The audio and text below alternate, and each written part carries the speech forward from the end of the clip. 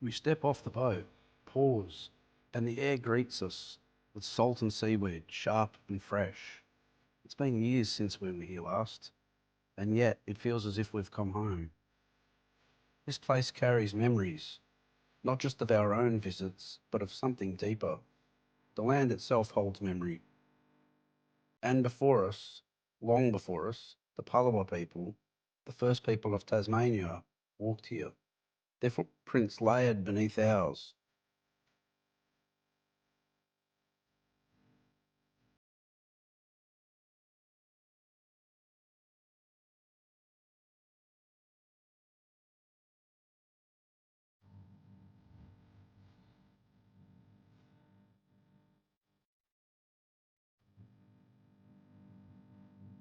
We reach the river mouth, where fresh water meets the sea. The tide breathes in and out, shaping sandbanks and channels that have guided boats for generations. On calm days, this place feels alive with movement. Surfers paddle out, chasing gentle waves that rise and roll in from Bass Strait. Their silhouettes rise and roll in, dancing against the horizon, small yet determined, riding the same rhythms that shaped this coastline for thousands of years. Further out, boats nose toward open water, engines humming with purpose. They head beyond the shelter of the Mersey, out into the expanse of Bass Strait, a stretch of sea known for both its bounty and its fury.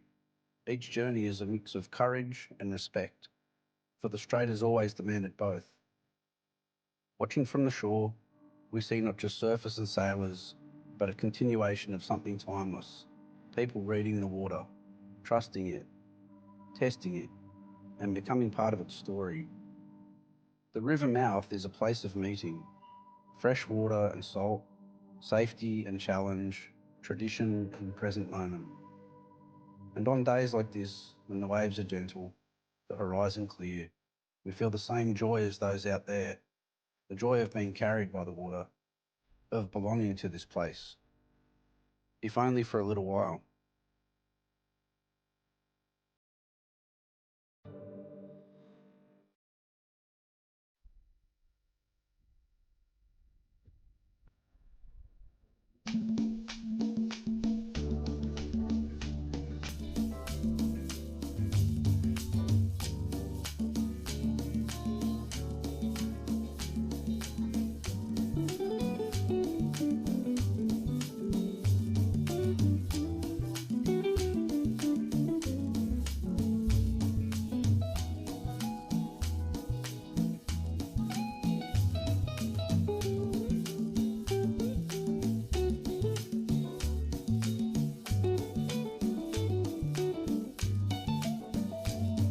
After the walk, we wander to the foreshore centre. Its lines are modern, sleek and open, glass walls catching the morning light. The whole space is drenched in sun, glowing gold across tables and chairs. We sit down to breakfast, grateful for the simple comfort. After a rough night, crossing Bass Strait on the Spirit, this moment feels like reward. The warmth of coffee in hand, the taste of food, prepared with care, all of it grounding us again after the restless sea. Through the windows, we still see the coastline, the water shimmering as the day begins to unfold. There is a sense of renewal here, a place to recharge, to rest the body and steady the spirit before stepping out again. In the meeting of modern lines and ancient coastline, we find balance, the continuity of land and story, and the joy of being present in this day.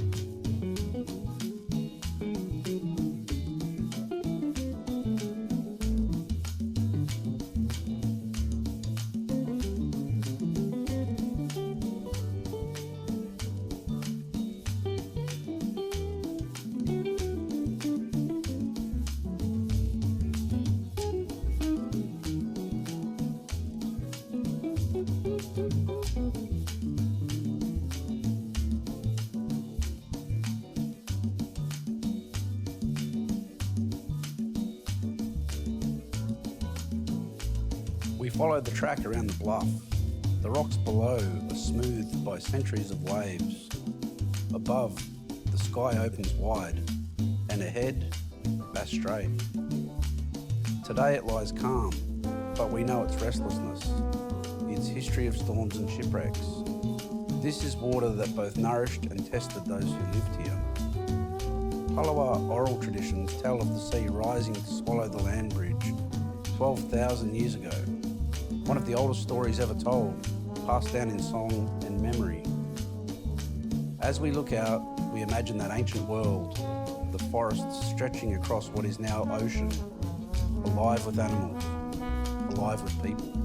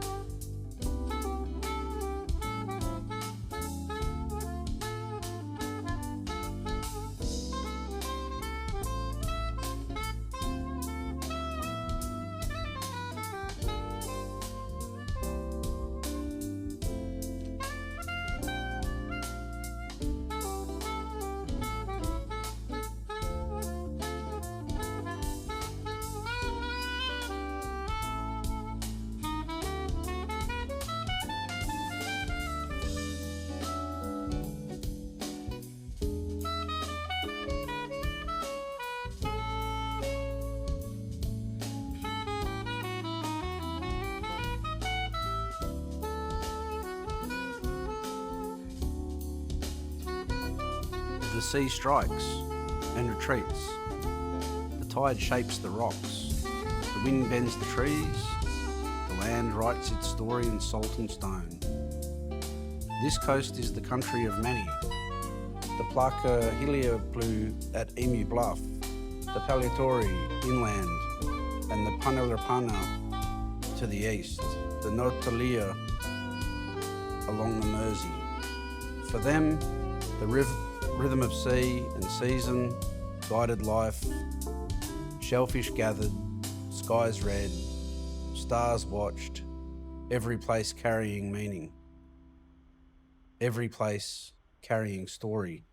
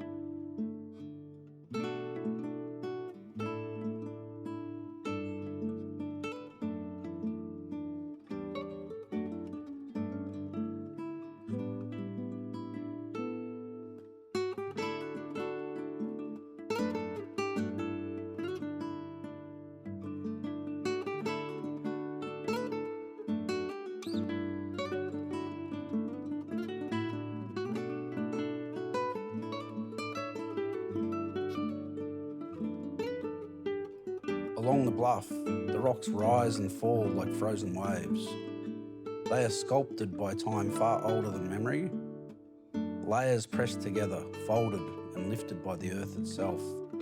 Each crack, each curve carries the mark of wind and water, tides grinding, storms hammering, sun and salt wearing them smooth. To us they look eternal, but in truth they are always changing, always shaped by the same forces we feel on our skin today. For the Palawa people, these rocks were never just stone, they were shelter, they were tools, they were story. Sitting among them now, we sense that history. It's as if the land is whispering, reminding us, we are only passing through, but the rocks endure. Standing here, hand pressed to their cool surface, we feel the weight of deep time, a reminder that this coast is not just a place to visit, but a record of Earth's own story, still being written with every wave that breaks.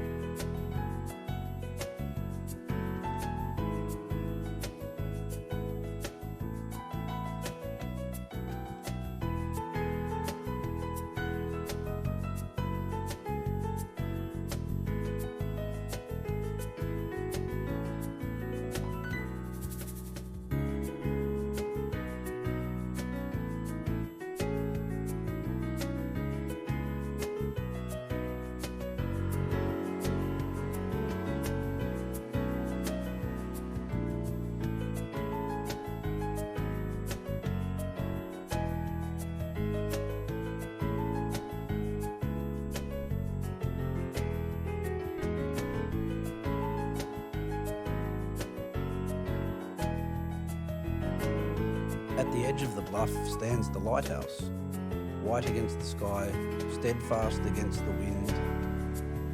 Its beam has guided countless ships through dark nights and rough seas, constant presence where land and water meet. For us, it feels like a symbol, a reminder of safety, of direction, of the light we sometimes need when the journey is long.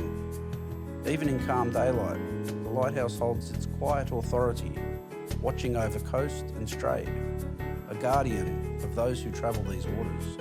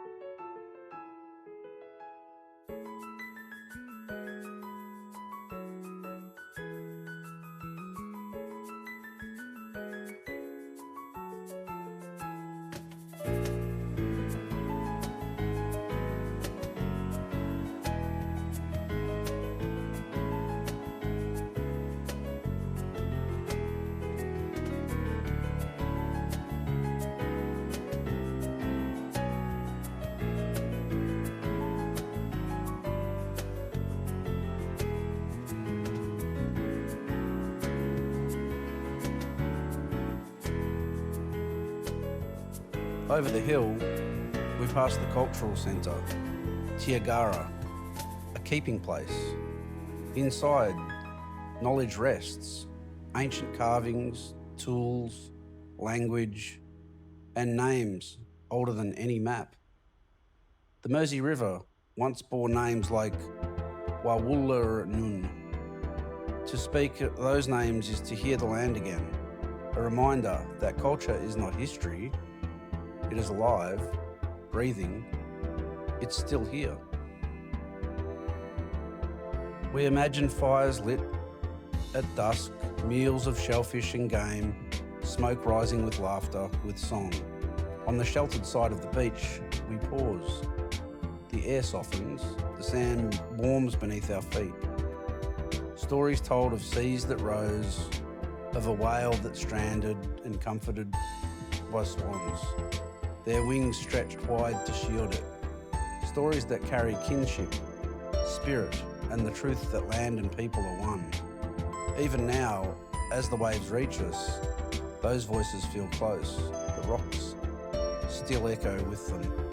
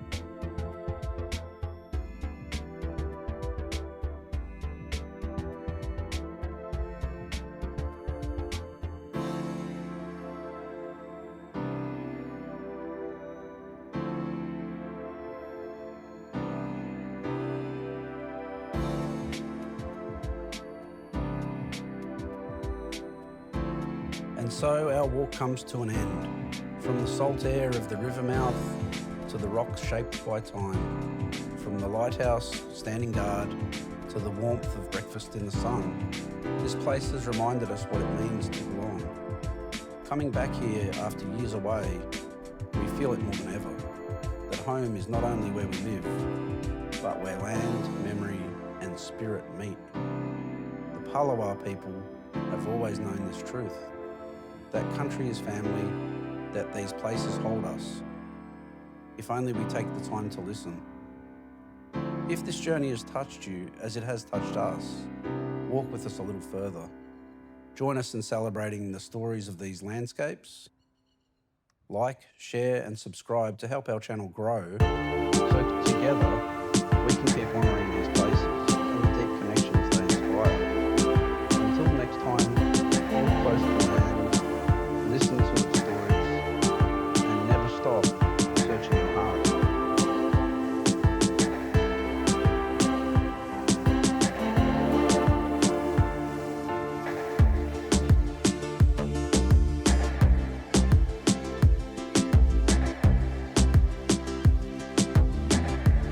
We turn back, shadows lengthening, the air cooler.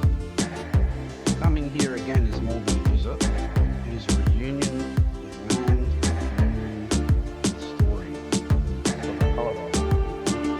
Countries, thieves, shelters and guides. It carries ancestors and the present together. Though centuries have passed,